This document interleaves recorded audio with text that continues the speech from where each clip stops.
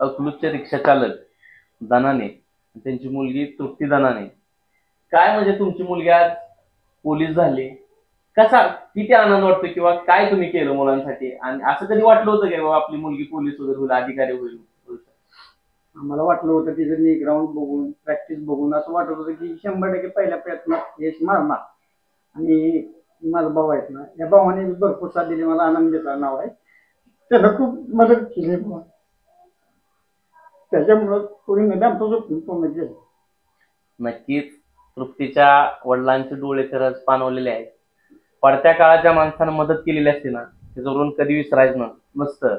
हे तृप्तीच्या वडिलांकडून खरं शिकायला पाहिजे.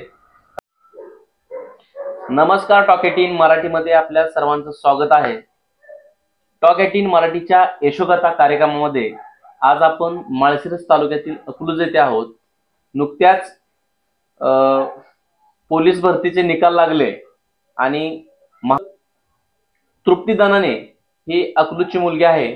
नुकतीच ती मुंबई पोलीस झालेली आहे. आज तिच्याबरोबर आपण गप्पा मारूया. नमस्ते तृप्ती. नमस्ते. तुझं पूर्ण ओळख सांग. मी तृप्ती विजय दानाने, माझे एज्युकेशन 12वी पर्यंत झालेले आहे आणि शिवतीनगर अकलूज मध्ये इथे राहते मी. काय प्रेरणा घेतली, काय तुला वाटलं की बाबा पोलीस हाच पेशा निवडावा आणि आज तू खरं तर पोलीस झालेले आहे, पोलीसच व्हावं असं तुला का वाटलं? ते माझ्या आजीचं आणि भावाचं स्वप्न होतं. भावाला स्वतःला व्हायचं होतं, पण ती मी करून दाखवलं त्याच्या वाटणीचं. खरं तर भावाला पोलीस व्हायचं होतं, पण तृप्तीनंच ती इच्छा पूर्ण केलेली आहे. काय म्हणजे तुझं शिक्षण, वडील काय करतात, घरची परिस्थिती काय, ते सगळं विस्तारित सांग. वडील चालक आहेत, रिक्षा चालक आहेत आणि घरची परिस्थिती थोडी ठीकच आहे. त्यातून पण जरा व्यवस्थितच आहे. बर, तुला पोलीस व्हायचं होतं, कुठून माहिती घेतली बाबा पोलीस व्हायचं होतं आणि पोलीस होण्यासाठी तुला काय काय करावं लागलं? माहिती म्हणजे स्टार्टिंगला माझे दाजी पण आहेत पोलीस, मुंबईला त्या दोघं जण, त्यांची वाईफ आणि त्यांनी मला प्रेरणा दिली. त्यांनी खूप हेल्प केली मला, स्टडी कशी करावी, काय करावं, दिवसभरचा शेड्यूल कसा असावा, त्यांनी खूप माहिती दिली. त्याच्यावर प्रेरणा भेटली मला. वडिलांचा वगैरे सपोर्ट ह्याच्यामध्ये कसा राहिला? खूप आहे वडिलांचा सपोर्ट. सकाळी सोडायचं न्यायचं, काकांचा, मावशीचा. घरीच स्टडी टाइमला काम नव्हतं, मला काम नव्हतं करायला सांगत, नुसतं स्टडी करायची, व्हायलाच पाहिजे असं होतं. दिवसभरामध्ये तू अभ्यास किती वेळ करायची आणि ग्राउंडवर किती वेळ असायची? ग्राउंडवर कमीत कमी 2 तास ग्राउंड असायचं आमचं, आणि तिथून तासभर स्ट्रेचिंग, गोळा फेक हे असायचा. आणि तिथून आलं की लेक्चर होता, 12 पर्यंत लेक्चर होता. आणि तिथून घरी येऊन जेवण हे करूच तर 1 ते संध्याकाळी 9-10 वाजेपर्यंत स्टडी असायचे. वडील रिक्षा चालवतात, वडिलांनी असं कधी दबाव वगैरे टाकला का बाबा तुला हे करायचंय ते करायचं? नाही, कधीच नाही. काय म्हणजे वडिलांबद्दल, वडिलांचं कसं सहकार्य राहिले तुला? खूप सहकार्य राहिले. तू करच, तू होणारच, तू होऊ शकते असं सारखं बोलायचं मला त्यांनी. तू हे शिक्षण घेत असताना, प्रॅक्टिस असेल किंवा स्टडी असेल, तुला मार्गदर्शन कोणाचं लाभलं त्याच्यामध्ये? जास्त करून सरांचं लागलं. दाजी दीदीनं सपोर्ट केला मागून. गडगड सरांचं लागलं. गडगड सर स्टडी मध्ये होते, ग्राउंड मध्ये तोरणे सर होते.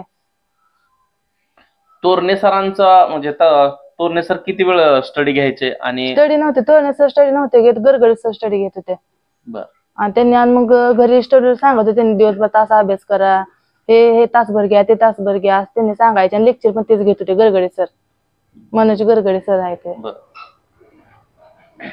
एवढा मोठा तू भरतीचा प्रवास केला, आज तू मुंबई पोलीस झाली, असं तुला वाटलं होतं का मी भरती होईन आणि थेट मुंबईला जाईन, असं वाटलंच होतं का? हो.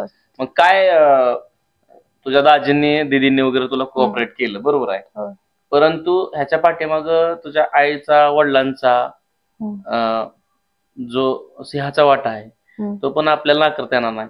मग सकाळी उठण्यापासून ते संध्याकाळपर्यंत आईची वगैरे कशा पद्धतीची साथ मिळाली? ते काम न करू नको तो स्टडी कर ह्याच्यामध्ये सपोर्ट मिळाला त्याचा खूप. तिनं असं काम नव्हते कारण मला काय सांगलं, सकाळी उठल्यावर असं जेवण ही ती बनवून द्यायची सकाळचं, मग ते काम ही सांगत नव्हते मला, का नुसतं स्टडी करायला लावायची मला. ग्राउंडवरून पण आलेली थकलेली असली किंवा डाईट हे असं ती भिजवून द्यायची मला. वडिलांचं किती शिक्षण झालंय? वडिलांची 8वी झाली. आईची? आईची 6वी झाली. आई वडील अशिक्षित असून सुद्धा आपल्या मुलांनी शिकलं पाहिजे आणि यशाची उंच शिखर गाठलं पाहिजे हे प्रत्येक आई वडिलांचं स्वप्न असतं.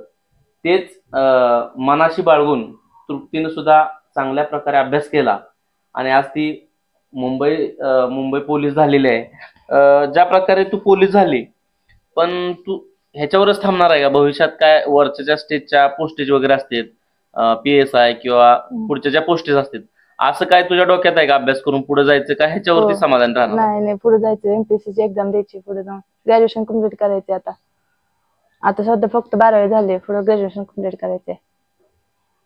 बरं, ग्रॅज्युएशन कम्प्लीट करायचं आणि पुढचं शिक्षण घेऊन पुढचे पोस्टेज तिला गाठायचे आहे.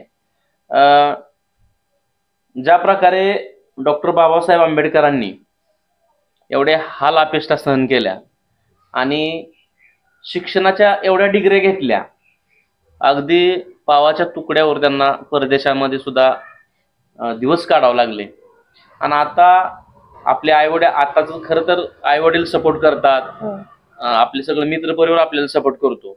आताच्या मुलांनी सकाळ उठल्यापासून संध्याकाळ झोपेपर्यंत आपले आईवडील काबाड कष्ट करतात. आपल्या मुलांनी शिकलं पाहिजे, मुलींनी शिकलं पाहिजे, इतरत्र वेळ वाया न घालवता त्यांनी अभ्यास केला पाहिजे. तर आज ज्या प्रकारे त्यावेळेस डॉक्टर बाबासाहेब आंबेडकरांना एवढा त्रास सहन करावा लागला, तेवढा आपल्याला तर करावा लागत नाही, बरोबर आहे? तर काय मग तुला काय वाटतं, एवढं बाबासाहेबांनी सुद्धा कष्ट घेतलं, बाबासाहेबांबद्दल आज तू काय सांगणार? त्यांच्यामुळेच मी देऊ शकले, नाही तर त्यांनी नसतं तर मी देऊ शकले नसते. आता त्यांच्यामुळे स्वातंत्र्य भेटलं महिलांना. अगदीच. भारतीय संविधानामध्ये डॉक्टर बाबासाहेब आंबेडकरांनी महिलांसाठी आरक्षणाची तरतूद केली, शिक्षणाचे अधिकार बाबासाहेबांनी दिले आणि पहिलं वंचित पीडित घटकाला समाजाच्या मुख्य प्रवाहामध्ये आणण्यासाठी डॉक्टर बाबासाहेब आंबेडकरांचं खूप मोठं योगदान आहे असं दिदी सांगते. ज्या प्रकारे आता तू भरती झाली, कधी वगैरे आता बोलवलंय वगैरे कधी ड्युटीवरती? अजून नाही, आज फक्त मेडिकल आहे. अजून मेडिकल चेकिंग, डॉक्युमेंट चेकिंग आहे. त्यात महिना 1.5 महिना जाईल अजून, मग परत 6 महिने ट्रेनिंग असेल. ज्या प्रकारे वडिलांची एवढी मेहनत, वडील सकाळी वडिलांची दिनचर्या कशी असते? वडील सकाळी उठल्यापासून कसा त्यांचा दिनक्रम राहतो? वडील पहाटे मला सोडायला तिथून मला घेऊन यायची, लेक्चरला सोडायची मला. परत आमचं ग्राउंड जवळ 4 वाजता डबल ग्राउंड असायचं आमचं, 4 वाजता मग सोडायची, आणायची मला. आणि वडील सकाळी कामावर गेल्यानंतर ते स्वतः जेवायला कधी येतात किंवा त्यांची किती मेहनत घेतात? दुपारून येते जेवायला. असं कधी वाटलं होतं का बाबा मी पोलीस होईन, आई वडिलांचं स्वप्न पूर्ण करेन, असं वाटलं होतं का तुला? वाटलं होतं. ज्या प्रकारे तुझे शिक्षक असतील, आई वडील असतील, त्यांना आता तू काय विश्वास दिला की बाबा पुढचं पण पद घेणार आहे, पुढे जाणार आहे, पुढं नक्की तू यशस्वी होणार आहे का? अशी पोस्टेज वगैरे काढणार आहेत का तू? हो, काढ. MPSC एक्झाम देऊन काढाय. 12वीला पण नंबर आलता माझा, ह्याच्यात बोर्डात नंबर आलता 12वीला पण. बोर्डात पण तृप्तीचा नंबर आलता, त्याच्यामुळे शिक्षणात पण ते अग्रेसर आहे आणि इकडे ग्राउंड आणि स्टडी सांभाळून मुंबई पोलीसची भरती झाली.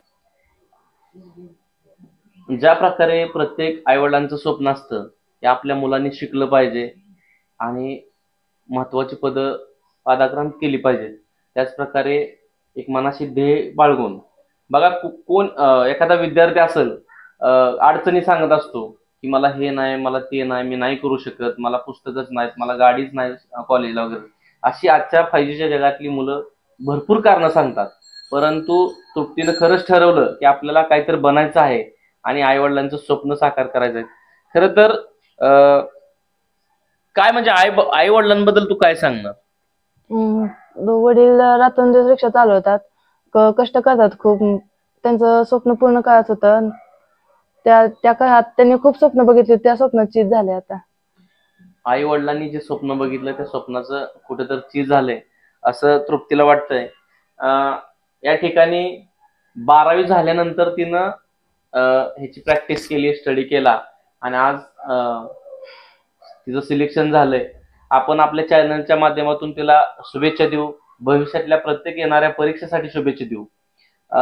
जाता जाता आपण एवढं सांगू की मनामध्ये जर ध्येय असेल, जिद्द असेल, चिकाटी असेल, तर या जगामध्ये अशक्य असं काही नाही. आणि ती अकलूजच्या तृप्तीनं दाखवून दिलंय.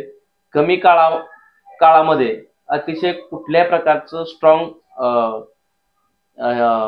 आहार नसताना सुद्धा, घरची बेताची परिस्थिती असताना सुद्धा तिनं खडतर प्रवास करून पहिल्याच प्रयत्नात मुंबई पोलीस झालेली तृप्ती दनाने, आपण तिला शुभेच्छा देऊ.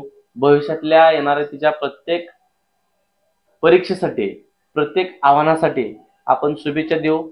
धन्यवाद.